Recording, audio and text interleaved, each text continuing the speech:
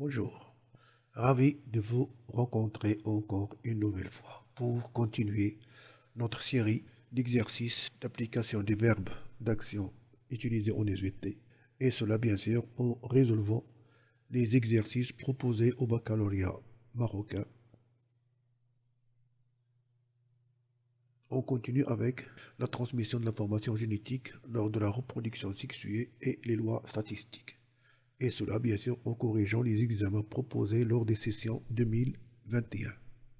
Et on va commencer par la session normale, dont le sujet, le voilà. Donc vous pouvez réaliser cet exercice. Alors, arrêtez la vidéo et essayez de le résoudre pour vous tester. Sinon, on passe à la correction.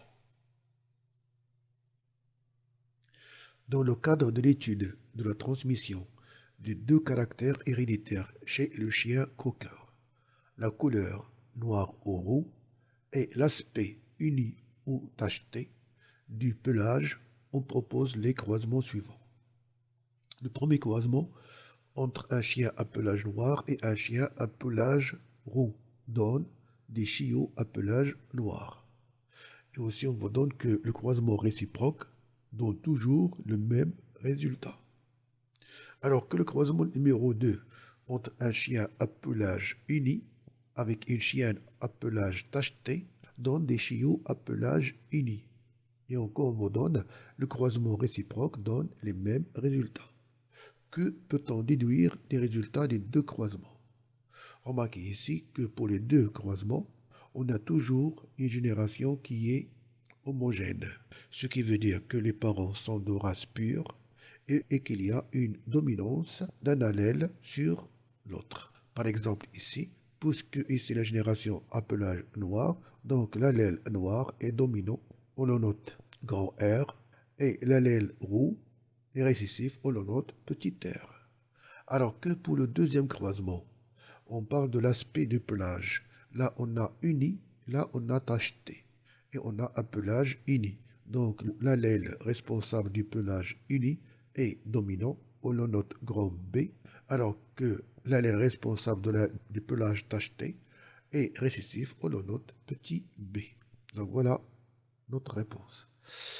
Donc, d'après le premier et le deuxième croisement, on peut déduire que les parents sont de race pure dans chacun des deux croisements, puisqu'on parle ici d'un seul caractère, donc on est dans un cas de monohybridisme, ainsi que l'allèle responsable de la couleur noire R est dominant et celui responsable de la couleur rousse est récessif. Le dominant on le note grand R, le récessif petit r, ainsi que l'allèle responsable de l'aspect uni grand B est dominant, celui responsable de l'aspect tacheté est récessif, on le note petit b. Aussi, ce donné qu'on vous donne ici, le croisement réciproque, on obtient toujours le même résultat, ce qui veut dire que notre gène n'est pas lié au sexe, mais elle est portée par un autosome. Donc le croisement réciproque donne le même résultat, donc on déduit que le gène de la couleur du pelage ou celui de l'aspect du pelage sont portés par des autosomes et non pas par les chromosomes sexuels, c'est-à-dire qu'ils ne sont pas liés au sexe. Deuxième croisement, le croisement d'un chien à pelage noir d'aspect uni avec une chienne à pelage roux et d'aspect tacheté. Donc on a ici noir et uni, ce sont les dominants. Et là, on a bien sûr le roux et le tacheté, ce sont les récessifs. Donc on a un croisement entre un phénotype dominant et un phénotype récessif.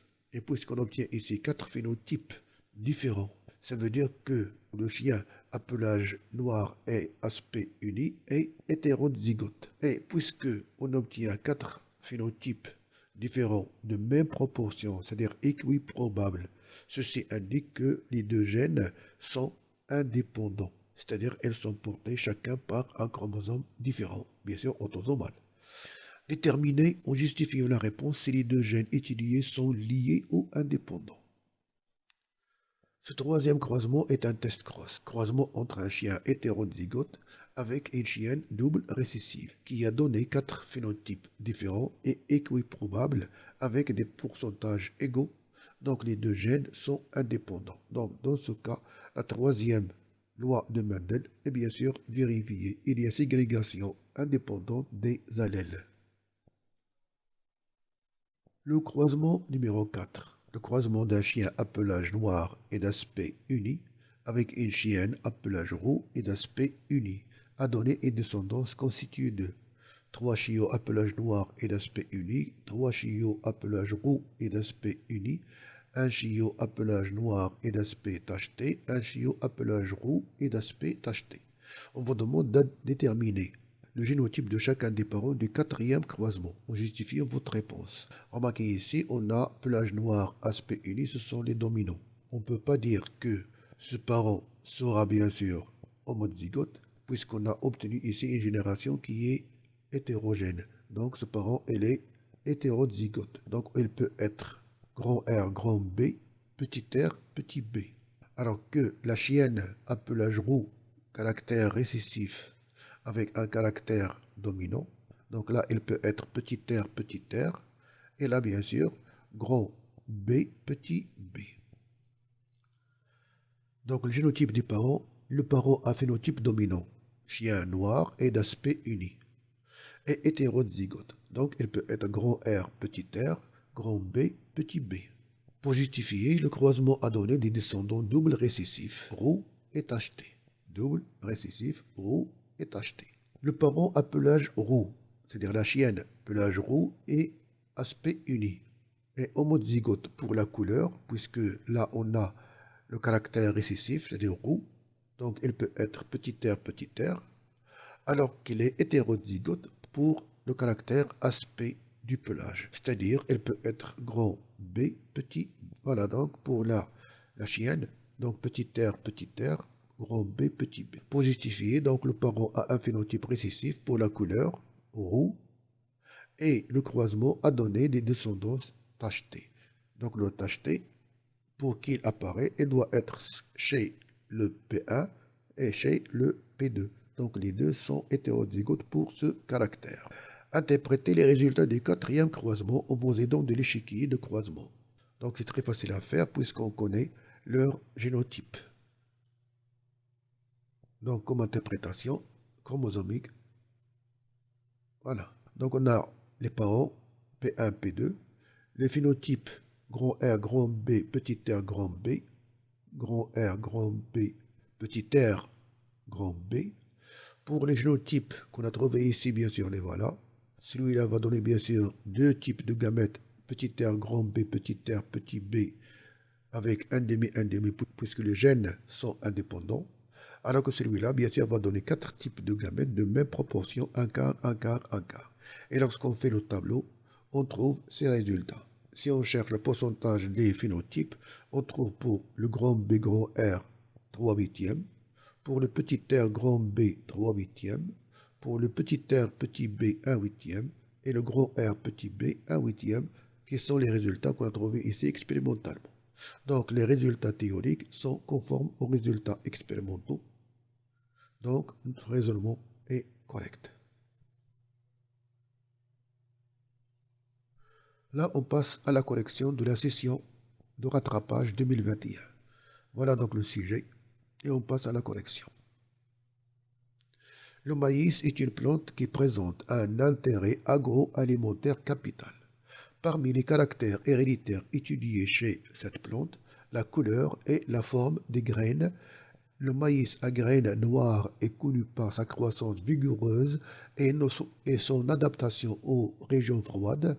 Les graines lisses du maïs sont plus riches en sucre complexe qui leur permettent de résister à la déshydratation. Dans un laboratoire de recherche agronomique, on dispose de deux lignées de maïs, P1 et P2, qui diffèrent par deux caractères. La couleur, on a noir et jaune, et la forme des graines, on a lisse ou ridée. Pour déterminer le mode de transmission des deux caractères étudiés, la couleur et la forme des graines, les chercheurs ont réalisé les croisements suivants. Le premier croisement entre des plantes de la lignée P1 et les plantes de la lignée P2, ce croisement a donné une génération F1 constituée de graines noires et lisses. Le deuxième croisement entre des plantes d'une lignée à graines jaunes et ridées et les plantes de la génération F1, ce croisement a donné une génération F2 composée de 804 graines noires ridées, 796 graines jaunes et lisses, 202 graines jaunes et ridées et 198 graines noires et lisses. À partir des résultats du premier croisement, déterminés en justifiant la réponse, l'allèle dominant et l'allèle récessif pour chacun des deux caractères. Ça se voit qu'on étudie un cas de dihybridisme, c'est-à-dire transmission de deux caractères, la couleur et la forme. Et d'après le premier croisement entre P1 et P2, on obtient une génération qui est totalement homogène, composée de graines noires et lisses, ce qui veut dire que les parents sont purs d'après la première loi de Mendel, et qu'il y a une dominance. Le noir domine le jaune, et le lisse domine le ridé. Et bien sûr, on a ici les symboles à utiliser. Donc, du premier croisement, on a obtenu une génération F1 homogène. Toutes les graines sont noires et lisses, donc l'allèle responsable de la couleur noire des graines est dominant au long de grand N, et l'allèle responsable de la couleur jaune est récessif au long de petit n. Alors que l'allèle responsable de la forme lisse et des graines est dominant au long de grand L, et l'allèle responsable de la forme ridée des graines est récessif au long de petit l. Deuxièmement, en se basant sur les résultats du deuxième croisement, montrer que les deux gènes étudiés sont liés et déduire la distance qui les sépare. Le deuxième croisement entre les plantes des lignées à graines jaunes et ridées, donc vous voyez ici jaune, ridé, ce sont les caractères récessifs, et les plantes de la génération F1 qui est hétérozygote. Donc il peut s'agir bien sûr d'un test cross. Les individus à phénotype récessif vont donner bien sûr un seul type de gamète, alors que la génération F1 hétérozygote va bien sûr donner 4 types de gamètes. On obtient ainsi des phénotypes différents, 4 types de phénotypes différents, avec des valeurs différentes. Là, on a 804 graines noires et ridées, 796 graines jaunes et lisses, 202 graines jaunes et ridées et 188 graines noires et lisses.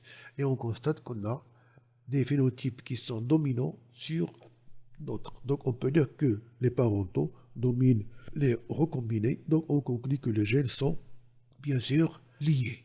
Et pour déterminer la distance, bien sûr, on n'a qu'à calculer le pourcentage des recombinés pour déterminer la distance entre les deux gènes.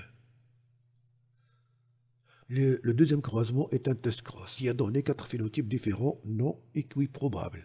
2 phénotypes parentaux, grand N, petit n, grand L. Si on fait la somme et on divise par le total et on multiplie par 100, on trouve 80%. Et 2 phénotypes recombinés, grand N, grand L, et petit n, petit l, qui sont bien sûr minoritaires. Si on fait le calcul du pourcentage, on trouve 20%. Donc, puisque les recombinés présentent seulement 20%, donc la distance entre les deux gènes est 20 centimorgans. Donc les deux gènes sont liés, c'est-à-dire liaison partielle, sachant que la distance entre les gènes est D, entre A et B est égale au pourcentage des recombinés, donc la distance entre les deux gènes est égale à 20 centimorgans. En se basant sur les deux croisements, déduire les génotypes des plantes P1 et P2 et F1, puis interpréter les résultats du deuxième croisement en utilisant l'échiquier de croisement. Donc, en se basant sur les deux croisements, déduire les génotypes des plantes P1 et P2 et F1, puis interpréter les résultats du deuxième croisement en utilisant l'échiquier de croisement. Donc, les génotypes de P1 et P2, puisque ici, on a les parentaux supérieurs recombinés, donc l'un des parents sera noir ridé, l'autre sera jaune lisse, c'est-à-dire noir dominant grand N, petit r, alors que ici on a petit n, enfin petit l. On a grand N, petit l, et là on a bien sûr grand N, grand L, Alors les F1, bien sûr, seront le résultat de la rencontre des gamètes. On va avoir grand N, petit r, que les gènes sont liés. Donc on va avoir grand L, petit r, petit n, grand L. et l'interprétation, bien sûr, sera facile à réaliser. Donc voilà, les individus P1, grand N, petit l, grand L, petit l, P2, petit n, grand L, petit n, grand L, alors que les F1 seront grand N, petit l et petit n, grand L. Faites attention de ne pas mettre les dominants au-dessus et les récessifs en dessous. C'est-à-dire grand N et petit n, petit l. Donc vous devez respecter la position des allèles. Vous devez respecter la position des gènes. L'interprétation chromosomique, on a F1 qui est hétérozygote, va donner bien sûr 4 types de gamètes de ces proportions, alors que le double récessif va donner bien sûr un seul type de gamète à 100%. Et lorsqu'on fait l'échiquier de croisement, on trouve ces valeurs ou ces données, ce qui correspond bien sûr aux données expérimentaux. Donc les données théoriques sont conformes aux données expérimentaux, ce qui confirme notre raisonnement. Les chercheurs désirent produire des plantes de lignée pure, P3, à graines noires et lisses. Noires et lisses, c'est-à-dire à caractère dominant, à partir des croisements entre les descendants du deuxième croisement. Proposé en justifiant la réponse de croisement qui permet l'obtention des plantes de la lignée P3 sans interprétation chromosomique du croisement. C'est-à-dire, vous devez chercher quel est le croisement que vous devez réaliser à partir de ces graines qu'on a ici pour avoir les graines noires et lisses, c'est-à-dire les graines à caractère dominant. Donc bien sûr, on doit chercher des parents, c'est-à-dire là, des parents qui présentent ces caractères-là. Donc noir, on a ici noir, noir. Là, on a lisse et là, on a ridé. Là, on veut noir lisse. Là, voilà, ici, on a lisse. Donc, bien sûr, on peut faire un croisement entre les graines noires lisses entre elles. Ou bien entre la graine noire ridée avec jaune lisse. Pour obtenir des plantes de lignée P3, graines noires et lisses, phénotype dominant, les parents doivent avoir aussi un phénotype dominant pour les deux caractères. Donc on peut croiser les plantes hétérozygotes, noires, lisses entre elles, noires, lisses entre elles. Donc leur phénotype est grand L, grand N, grand L, petit n, petit l. Bien sûr, remarquez ici leur génotype est différent de celui-là. Parce que celui-là, c'est le résultat d'un crossing over, c'est-à-dire les recombinés. Alors que dans ce cas-là, on a bien sûr la rencontre des gamètes parentaux. Et à la fin, je vous laisse ici les exercices proposés à la session normale et de rattrapage pour l'année 2022. Voilà donc pour l'année 2022 session normale. Et voilà pour la même année la session de rattrapage. Donc vous pouvez bien sûr arrêter la vidéo et réaliser ces exercices. Sinon, attendre la prochaine vidéo pour les corriger. De ma part, je vous souhaite bon courage et à bientôt.